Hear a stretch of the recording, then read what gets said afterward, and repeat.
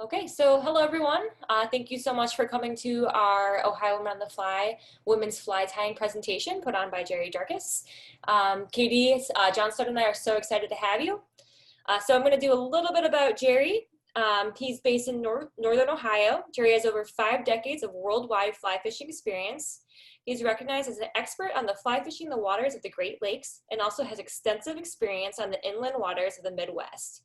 He has been featured in books, radio, television shows promoting fly fishing in the area.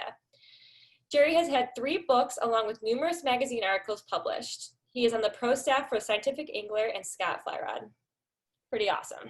We're so excited to have you. Okay, Jerry, did you want to take it from here? Okay, sure, Jessica. Thanks. Thanks for having me on. Really appreciate it. I hope everybody will enjoy this presentation.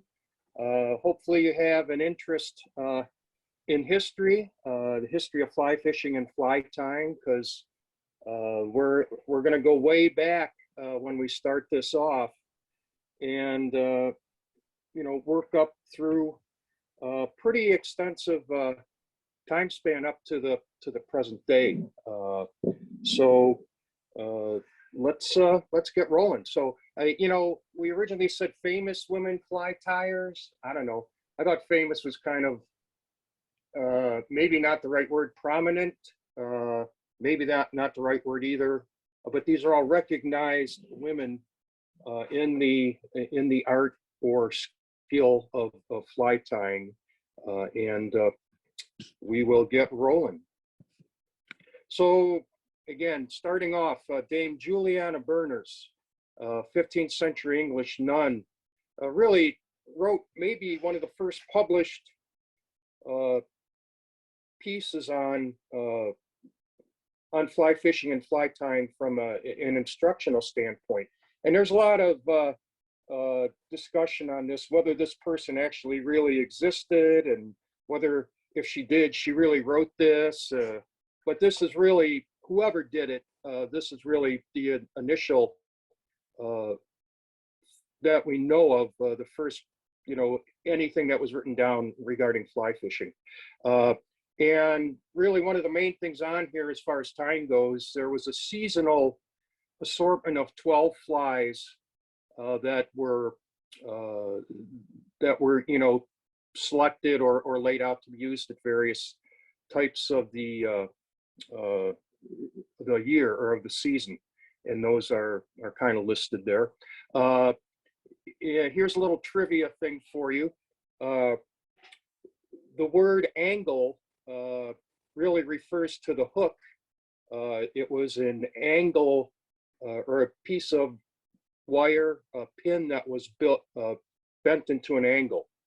So that's where that comes from, and hence the term anglers are people that use an angle. So and that word has continued on for what, 500 plus years now. But really, once we get into a little more closer time frame to where we're at now, obviously a lot of time passed between Dame Juliana and where we're going up here to the latter part of the 1800s. But there really is not a lot of in literature regarding women in fly fishing in that mid time span. Isaac Walton wrote The Complete Angler, and that was one of the primary publications over a period of several hundred years. But really, we don't see much in fly fishing in the United States concerning any prominent women until Mary Orvis Marbury. So she was first child of Charles F. and Laura Orvis, and obviously this is where the Orvis Tackle Company was founded, and she was born the same year the company was founded, and she became very important in establishing Orvis as a premier equipment supplier, and actually headed the commercial fly production for the company. They had 6 women tyers. But really the most important thing perhaps about her was the book that she had published in 1892 called Favorite Flies. and it's a super, I mean, extensive work. She cataloged patterns and talked to people all over the country and actually in Canada and the UK, about this. And really one of the unique things about this is it was one of the first things to really give detailed illustrations of the various different flies. And they were categorized. She had salmon flies, bass flies, lake flies, trout flies, and they were all listed and pictured with these. I guess they came from there are lithographs from paintings, I guess, originally, and this really brought, I think, the interest in fly tying. It raised it to a whole new level with the average fisherman of the time, and just it's a really cool book if you ever get a chance to take a look at it. There's modern copies of it out there now in that, but the content is still the same. And getting into the later part of the 1800s, this whole thing starts to really continue on. And prior to the 1880s, almost all the flies that were used by American fly anglers from fly fishers came from Great Britain. And this really took a big change when a young lady by the name of Carrie Frost started her own company in Stevens Point, Wisconsin. And we'll see that this region becomes very prominent in fly fishing and production of equipment or manufacturing equipment and production of flies for a very extensive time. By the early 1919, she had 150 women working for her in the Stevens Point area, and really she's recognized as the founder of the American fly tying industry. So she sold the business in 1920. It became the Weber Tackle Company, and Weber expanded it. And by 1940, there were over 500 fly tyers around Stevens Point. So, and really, they tied millions of flies, and for a fairly extensive period of time, Stevens Point was really the fly tying capital of the world. And whoops, here's some of the Frost patterns. Kind of interesting. She had the first real crayfish pattern, and you can see it was out of spun deer hair. And a lot of the more really impressionistic bass flies and such you see there, they're obviously very different than what we have today for bass flies. For the most part, they were just larger versions of popular trout patterns. And that's, what a lot of the bass flies were back in that time frame. And then Weber kept putting catalogs out really up until, I think, around in the 1960s or so. I remember seeing those when I was a kid and stuff. So, and there was a number of other, really a lot of other smaller companies in that whole area that were producing flies and various types of fly fishing equipment. So we're going to shift direction a little bit. And, as we go through this list, there's probably a few people you recognize, probably a lot you won't recognize. But Carrie Stevens is probably one of the most recognized women fly tyers, of the last century. And she was self-taught, married a fishing guide, and they moved into the wilderness in Maine, and really was introduced to fly tying by clients of her husband. And she really became prominent when she caught a big brook trout on one of her flies that won the largest brook trout of the year in Field and Stream magazine in 1924. So she was very innovative in tying, and really started using longer shank hooks and materials to make really realistic bait fish imitations. And most people that, have studied streamers at all are, at least recognize the name The Gray Ghost, which is really one of her patterns. And it really helped create this whole style or genre of streamer patterns known as Rangeley Lakes or the classic Maine style. And a lot of these patterns are still in use today. Here's classic Gray Ghost. Some pretty exotic materials in there, at least by, what we have available to us today. But, very lifelike in the water. And, this fly's caught, countless numbers of fish, over the years. And definitely a classic pattern of this style of tying.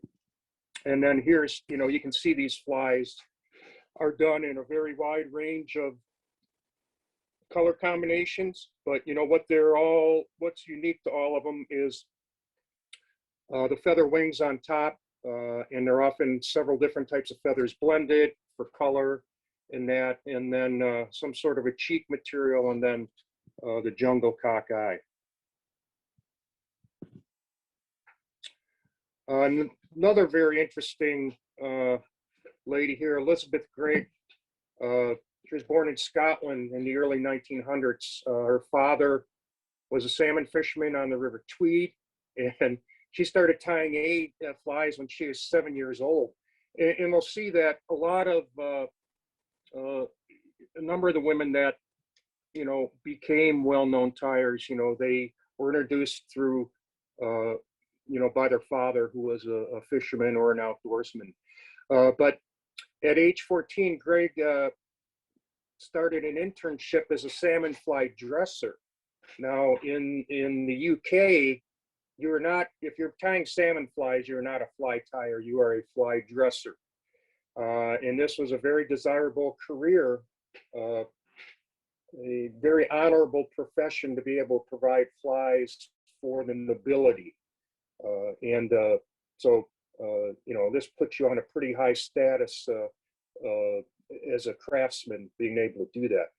So she got married, immigrated first to Canada, then to New York City in the 30s, and helped start a shop in New York called Angler's Roost, which was around for many, many, many years, a very, very popular place in New York City. As the Catskills were close by, you had saltwater fishing starting to take off a little bit, but this was one of the main shops in the United States at that time. And interesting thing about Greg is that she tied all her flies without a vise. That was the way she learned in Scotland, and never used a vise. And she also did a lot of work with wet fly patterns, just kind of simplifying them for the average tyer, and eventually moved to Florida and became one of the early fly tyers in saltwater, flies for tarpon and such down there. So again, she could do pretty much anything, salmon flies or, very delicate, wet flies, all the way up to some of these big saltwater flies that she tied down in Florida. And she had a team of women down in Florida with this Ager bait company that she taught to tie and supervise down there. Again, this is a Parmachene Belle, which is a classic old wet fly pattern from the late 1800s. But again, this was one that she simplified and took down. And there's an old booklet called The Knoll Guide to Trout Flies, and she did all the flies, at least all the wet flies and streamers, I think, that were in the book, and they were then did paintings and then printings of the patterns for that particular book. And that you still see copies of that around once in a while.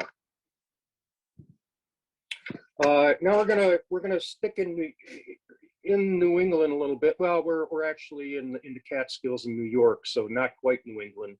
But this was, you know, one of the places in the United States where really the foundations of fly fishing started in the country. And Walt and Winnie Detty were really some of the prominent tyers in that area. You know, Winnie was born right in the heart of the Catskills, and her parents owned an inn right on the Beaverkill River, which is a famous Catskills trout stream. And we can see, you know, she tied her first fly in 1927 and started selling them at the end in 1928.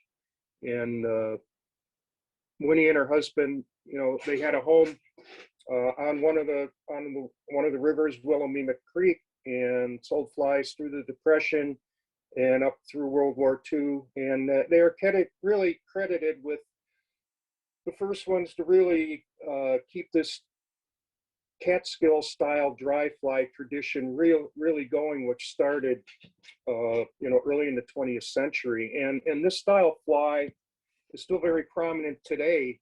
And really any upright divided wing dry fly, for the most part, you know, is based on this Catskill design. And you know, here is some we have here. The upper left is a Quill Gordon. On the right side, modern version of an Adams. That's not the original Adams design. Then down below, a light Cahill, and then on the lower right, again, this is one of the Detty's patterns, Coffin Fly, which is actually a green drake spinner pattern. But they all have this upright wing and a fairly sparse hackle. They're not super heavily hackled for the most part. But again, this is a Catskill style, which you know, we still see today, and that really was developed back in the 1920s, probably even a little before that. So, you know, it's got a 100-year history going for it.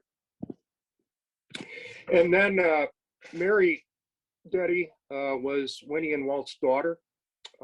She continued the business, joining it in 1955, and really kept it going all the way up until, you know, fairly recently, and passed the business on to her grandson. And the shop still continues today.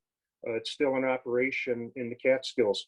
And Mary turned 90 just very recently on April 7th. So that's the Dettys, you know, very prominent name in American fly tying and fly fishing, particularly in the Catskills area of New York.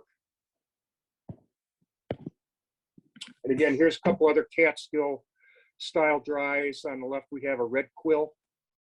And then on the right, that is a Delaware Adams that was developed for use on the Delaware River.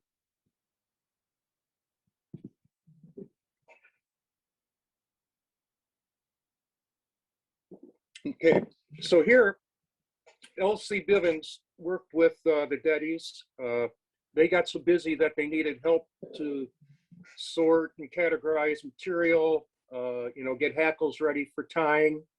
Whoops, and I've got a sorter there. Sorry about that, missed that one. And she married Harry Darby, a friend of the Dettys, who was a fly tying, fly fishing friend. And they opened their own fly shop, and they changed things a little bit differently from the Dettys. So they, you know, they didn't want to be direct contributors or competition since they were friends.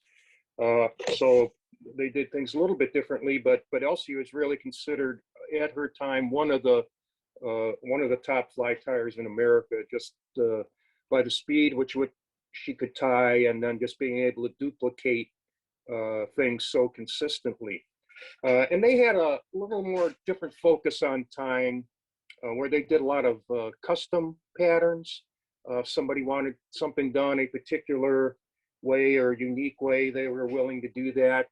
They did a lot more wet flies and that, and nymphs, and nymph fishing really wasn't real big at that time. It was just kind of starting off, but they were focused on that. But all their dries were done in that traditional Catskill style, but they did a lot more using clipped deer hair bodies. And this kind of interesting, to use odd size hooks. So, you know, 9s and 13s and 15s instead of, you know, the typicals, 10s, 12s, 14s, like, you know, we would see today when, you know, we're selecting hooks to tie with. And again, here's a couple of their patterns on the upper left there. It's called a rat-faced McDougal, very similar to a fly called the Irresistible, which actually came out of West Virginia. And then there's a deer hair version of the coffin fly, which we saw just in the right beforehand, the Betty version of it. So really fly imitating the same bug. Here it's done with a clipped deer hair body and a little different style wing.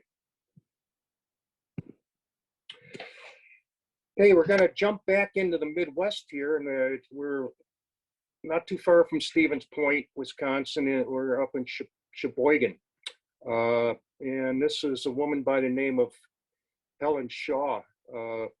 Again, she learned to tie flies in an early age. Again, her father was a fly fisherman. So we see that connection again. And she started to tie commercially when she was in high school. And there was a tackle shop owner in Sheboygan Arcade, and they offered an extensive, really, all types of flies for a wide range of applications. And Helen pretty much tied all those flies for a period of time. And through her fly tying and fly fishing, she met the art director for Field and Stream magazine, and she ended up marrying him. His name was Art Kessler, and she relocated to New York City. And Kessler was a photographer, and with Shaw's fly tying skills, they published a book called Fly Tying. And really, this was probably, up to that point, the best instructional book in fly tying that was ever made. And really, it stood the test of time. It's still really one of the definitive works on fly tying. And she did do another book later called Flies for Fish and Fishermen, but fly tying has gone through multiple reprints. And what really made it, unique was each step in the tying, there was a photograph with text that you could understand and follow. And it was done from the fly tyer's viewpoint. And nothing like that had ever really been published before. So, and you could pick that book up today and, follow right along, just as easy as you could 50 or so years ago.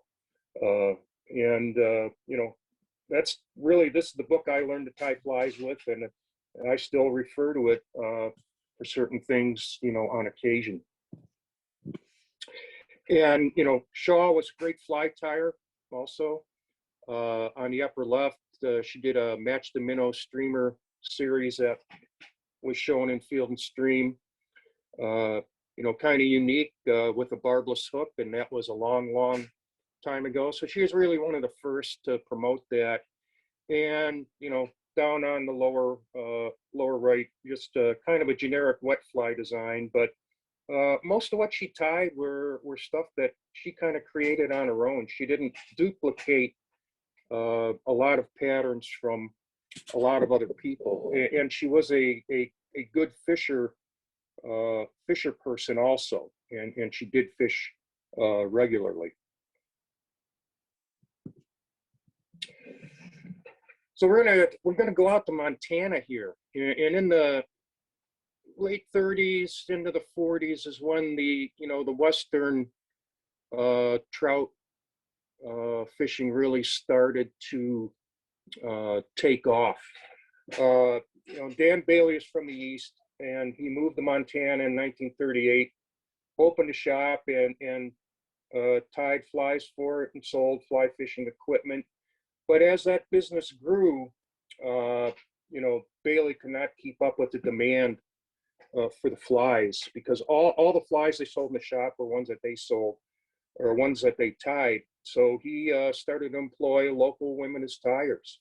And that business grew and grew, through the mid part of the 20th century. And, one of the earliest to really have an extensive mail order catalog with fly patterns. Obviously, there was Orvis and L.O. Bean in the mix then too, but this was just strictly flies, and that's what kind of made it unique. And in the 80s, early 80s, he was the largest fly tyer, fly supplier in the U.S. And at that point, there were over 30 full-time women fly tyers, and customers and tourists could go in, really look through the window and look into the tying room and watch the women tie flies that were really sent, literally all over the world.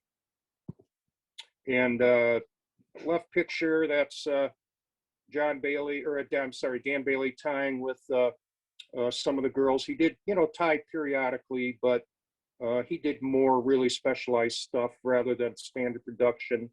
But you can see the tying stations, the way they were set up, and the women came in and tied flies, and that's the way that they did things. And you can't see some of these real good, but here's just a shadow box of a flies from Bailey's, and probably was that 1951 date on it. And he really helped popularize like the muddler minnow and variations of the muddler minnow, and a lot of the big western flies, like the wolf dry flies, although those came originally out of the Northeast and that, but they really became a standard fly for use out on western waters, on the rougher waters where the heavier hackled dry flies and stuff were used. Now we're gonna jump into Michigan. After the Catskills, had prominence as far as the way fly fishing developed in the United States, things really from there traveled into northern Michigan. And really in the late 1800s, there was fishermen from really all over going into the grayling area in Michigan to fish for grayling, the Michigan grayling. Unfortunately, due to overfishing and logging and several other factors, the grayling were wiped out, in the early 1900s, and they were ultimately replaced by brook trout and brown trout. And again, in the say 20s, 30s, 40s, the area around Grayling, Michigan, was definitely a major location for trout fishermen from around the country. So obviously, those people needed flies, and several different, a number of different fly shops and fly tyers came into the mix, and Schweigert was, one of the better known tyers and one of several women tyers in the area, maybe the best known one. And they're, opened a shop in 39 and 49. They moved to Roscommon on the upper waters of the Au South branch, and tied flies while her husband guided anglers on the Au Sable. And she was really well known and respected for the durability of her flies. And, you know, you can look in the 70s, she was able to get $2 each for some of the flies she tied. And back then, you know, if you think 50 years ago, $2 for a fly, that was a lot. You know, we complain about paying $2 for a fly now. So think about that 50 years ago. And it's estimated she tied upwards of 1 million flies over 40 years as a commercial tyer. And, you know, she really didn't create a lot of flies. I mean, there was all kinds of pattern development going on up in that area. But she is credited for several. And one of the proponents of tying deer hair parallel on the hook shank as part of the fly body. And we can see that on the upper left there. That's called the stick fly. That was one of her patterns. It's a caddis imitation. But, you know, there were also variations of other different flies. That is the Osable River King, I think, on the lower right, that she is credited with creating another caddis style. But, you know, the Osable's famous for all types of mayflies and stuff too. And she certainly tied things, you know, to cover all aspects. So, you know, when we talk about that tying deer hair parallel to the hook shank, it's usually put over some sort of a dub body. And this is a current lineup of flies from up in the area tied by Jerry Reagan. But these are mayfly spinner patterns, you know, for a range of different mayflies. But that, when you see that deer hair tied on top of and parallel to the hook shank, that's strictly a Midwest Michigan created type of thing. And again, that came out of the Depression, where there was not a lot of good material out there. And the deer hair was put on really to help aid in flotation, because most dubbing was wool, which tends to soak up water. The hackles were not real good. I mean, they were taking feathers off barnyard chickens and stuff. So the deer hair was added to aid in flotation, but it's continued today on a lot of Michigan dry flies. So this might be one of the more, maybe the most interesting of all the women tyers that we're going to look at. Megan Boyd. She was certainly one of the most important salmon fly dresser that's 20th century, and ultimately maybe, you know, the most notable of any of salmon fly dressers ever. She grew up in the Scottish Highlands. You know, she began taking fly dressing lessons when she was 12, and started tying commercially a few years later. Very eccentric woman, friendly. You know, she was happy and friendly and liked to talk to people. But when she was 20 years old, she moved to a small house that had no electricity or anything, and lived there for the next 53 years. And her only companion was always had a border collie. She also dressed in men's clothes, kept her hair short. Every picture you see with her, she's got a tie on and a jacket or a vest. Never fished or even cast fly rods. But her flies are featured in all kinds of different books, publications.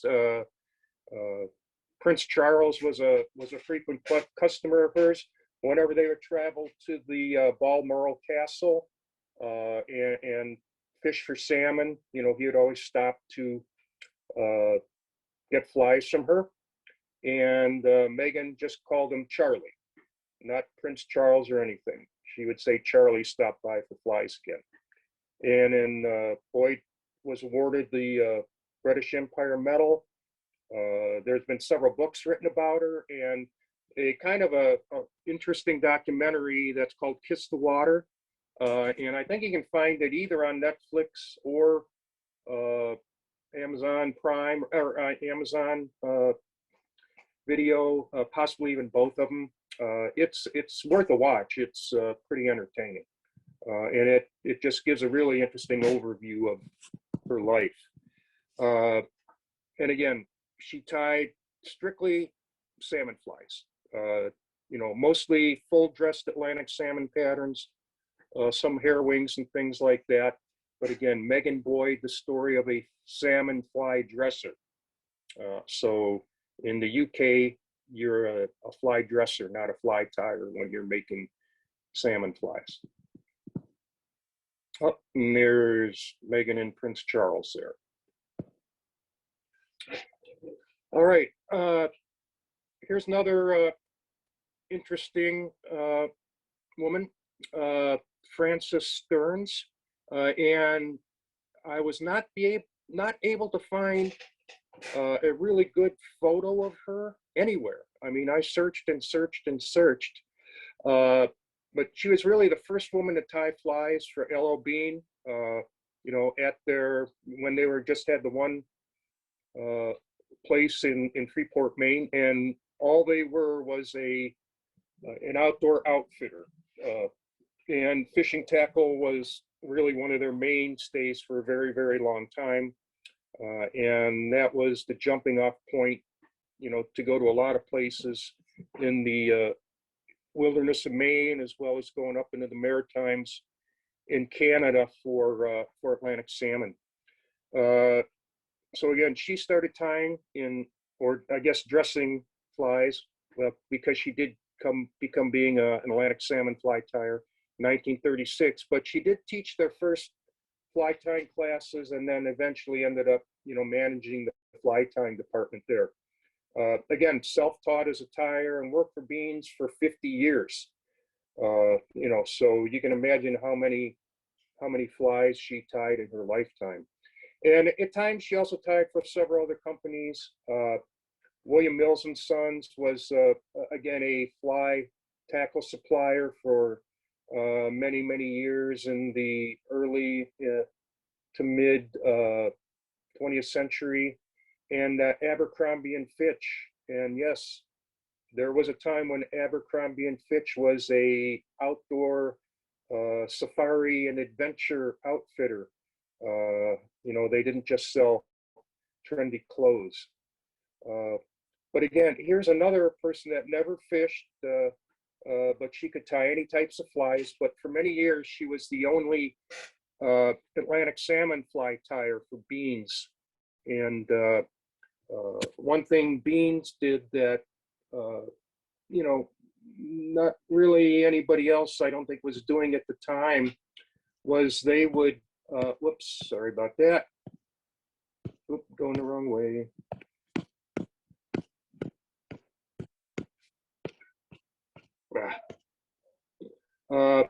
They would do big displays of these Atlantic salmon flies, and they would get a couple dozen flies and frame them, and they'd end up, in really, wealthy sportsmen's lodges and camps, art galleries and museums and such. So, and Stearns was really the one that was tying all those flies. And again, she could tie the classic style streamers. She could really tie anything, but the Atlantic salmon flies became her specialty. So here we're getting into a little more recent times now, and we've got Kathy Beck here. Kathy is from Northeast Pennsylvania, and she has really spent most of her life as a fly fishing ambassador. She's a fly fisher, a fly angler, a tyer, photographer, writer, and really a great instructor and educator. Her and her husband Barry, they're recognized as really top tier professionals in fly fishing. They work for, or are pros for a number of top tier companies, mainly the Farbank group, which is Sage and Rio Reddington in that. And after she got married, she was Barry's parents had a sporting goods store, and Barry was out guiding fishermen, and if they ran low on flies, somebody had to refill the bins, and that's how Kathy, began tying. When the inventory was low, she would fill the bins, and after a period of time, she and Barry, they began hosting fly fishing trips to locations around the world, and they still do. And she got more into fly designing, creation for a wide range of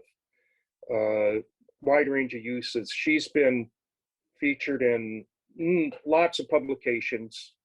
She's done videos. She's authored, countless magazine articles, several books. So, very well known throughout the sport, and probably from a women's standpoint, one of the more recognized names. And there's a couple of the books she's been associated with. And here's a few of her fly patterns. Super Bugger on top left, Super Beetle lower left, and then two versions of what they call the silly legs bonefish fly, what you find in a wide range of color schemes and sizes and that for saltwater use. And she's got a number of other patterns too. Believe she's a contract tyer for Umpqua.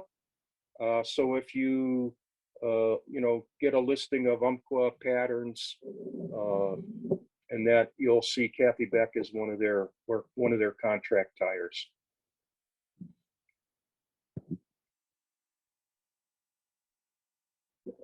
Here's another Maine native, Sharon Wright. She's a musician by trade, and grew up in an outdoor focused family. A friend of theirs introduced her to fly fishing, and she really started to tie flies just a means to refill her fly boxes and that. But she really became interested in that whole feather wing streamer, the Rangeley Laker, the classic Maine style that Carrie Stevens started in the early 20th century. And really, looks at those style of flies as kind of like art with a purpose. Being a musician, she certainly has artistic tendencies, but she does demonstration tying and teaching at shows.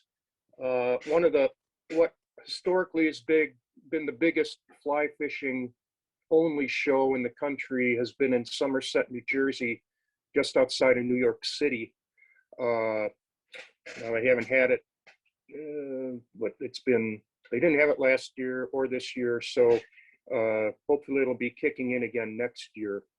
But Sharon's always present at that show tying, and she writes a lot for Fly Tyer magazine, and she did a pattern called The State of Maine, which was tied for L.L. Bean's 100th birthday, which was, I think, in 2012. And she can tie anything, but that classic Maine style featherwing streamer is her favorite. And this is a book she had come out, I believe, in 2015, and that is the State of Maine pattern on the cover. And up to more present day now, April Vokey, and I'm assuming that most of us recognize April's name and have possibly seen her somewhere on a TV show or listened to her podcast or something like that. April, again, fished as a youngster, through her father. She discovered really fly fishing when she was in her teens, and really for her it was an escape from where she came from in British Columbia. It's pretty rough area with a lot of drugs and just bad things and stuff going on. And she, you know, she took up fly fishing and fly tying, and started her own guiding service in 2004, and it was focused on steelhead in you know, the premier watersheds of British Columbia, the Dean, Skeena, Bulkley River. And you know, she's literally traveled the world, fly tying, fly casting, instruction. She's written, again, numerous articles. She's been in a wide range of publications, featured in video and TV. Her podcast, Anchored with April Vokey, has grown into kind of something called Anchored Outdoors, which is really a focus on all types of outdoor activities. Although fly fishing and fly tying really kind of remain her favorite things. We've been lucky in that we've had April up into our area here several times in the past. And, you know, she's kind of toured the Midwest a few times, you know, doing tying instruction and such. Hasn't been doing much of that recently because she's got, I think, a 3-year-old now. She married a fella from Australia, and up until COVID, you know, kind of slowed things down. They've been spending 6 months in Australia, 6 months in British Columbia. But, you know, due to COVID, she's been kind of staying in Australia recently. But there's April, you know, doing one of her classes.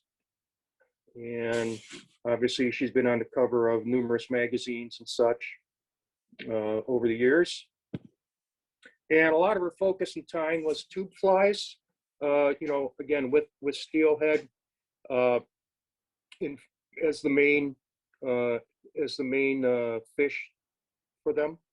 And again, this is something she's done, helped to really bring awareness or bring recognition to this style of tying, and really a lot of us that swing flies for steelhead use tubes most of the time, and there's a number of reasons for that, and you know, we can certainly explain that at some point in time. But so she helped bring this style of tying, which is really a European creation, and brought it in, helped to bring it into the mainstream in both the United States and Pacific Northwest. So again, we've had April out on the water, a number of different locations. There she is with Jeff Liskay on a trip we did on Lake St. Clair a few years back. And I think most of you know Jeff. And there's April with, so again, she's, again, a steelhead nut, but will fish for anything. And that happened to be the first largemouth bass she ever caught, which is way bigger than any that I've ever caught. So I was very jealous at that, but that's the way it goes. And here's a book that's on the market. It's been out for not too long, maybe 4 or 5 years, by a thread. And really it's just an overview of women and fly tying. And I think pretty much everybody that I've gone through is mentioned in here. And I use this, you know, as reference for some of the stuff I put together for the presentation. But you know, it's an interesting read for sure, because you know, it's always interesting to see the background of different people and how they get into fly tying. But you know, through a lot of this, there's definitely a common theme, but not always. So if you're interested in fly tying, you're interested in the history of fly tying and such, this would probably be worth taking a look at. And to wrap things up, I have to do a crass commercial message here, where this is book I had come out actually last October, and it really is focused on the Great Lakes in the Midwest.